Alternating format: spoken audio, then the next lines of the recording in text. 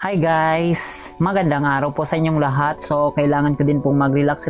So, mayroon po kaming pupuntahan sa San Jose Partido. So, yung pupuntahan namin ay yung tinatawag na Boulevard. Kung nanggagaling kayo ng Naga, pwede po kayong mag-shortcut dito sa Sangay or dito sa Huyon-Huyon. So, dito po ang pinakamalapit na daanan papunta ng Boulevard. Alam kong marami na din na nakakapunta dito. Yung iba nga, mga nanggaling pa sa ibang probinsya. At pinakamagandang pumunta na oras dito ay yung hapon. Wala lang init kasi maganda yung tanawin. Siyempre, ilang beses na din ako nakapunta dito. Kaya hindi na ako mapapainggit ng iba.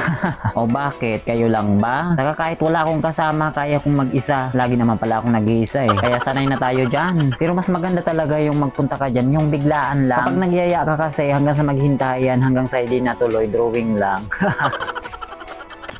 Kaya kung gusto nyong pumunta dyan, ay huwag na kayong magplano. Biglayin nyo na lang yung wala sa plano para mas sigurado. So may nadaanan kami dito na palay, nagbibilad ng palay. Respeto sa palay, huwag nyong sagasaan. Ayan, malapit na kami guys. Malapit na po lumapag yung eroplano na sinasakyan po namin. Ang airport po dyan sa gitna ng dagat. Joke lang guys. Ayun, sa pagkahaba-haba man ng daan, mararating at mararating pa rin namin.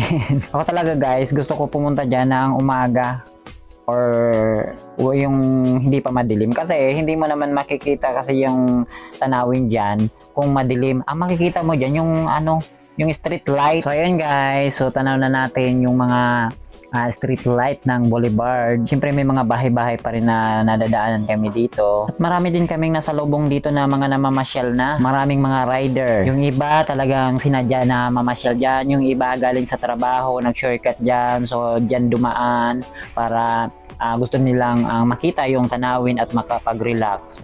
Ma-relax ka naman talaga dyan sa makikita mong yung mga tanawin na yun guys kasi malapit yung dagat. Pwede kang maligo dyan, magtampisaw. Pero maganda kapag may mga ganitong tourist spot, dapat yung mga basura namimintin talaga na kapag kung ano man ang dinala natin, kailangan bitbitin pa rin natin, lalo na yung mga basura, plastic na ganyan para siyempre hindi naman nakakahiya sa ibang mga pupunta dyan at saka talagang babalik-balikan yan kasi napakagandang lugar at saka maganda din kasi tingnan yung lugar na malinis. Siyempre may mga nagtitinda-tinda dyan so kailangan din yan may mga nagtitinda ay kailangan may sila may basurahan talaga. So ngayon lang po pala ako nakapag-content dahil alam niyo naman po na wala po akong laging load kaya sa aking mga followers po dyan and subscriber maraming salamat po. Pasensya na po kayo kasi wala po akong internet sa bahay. Hirap po mag-upload ng video. At syempre sa hirap ng buhay, so kailangan din kasi magtipid-tipid. Imbis na ipang-load ay minsan naisip ko priority na lang yung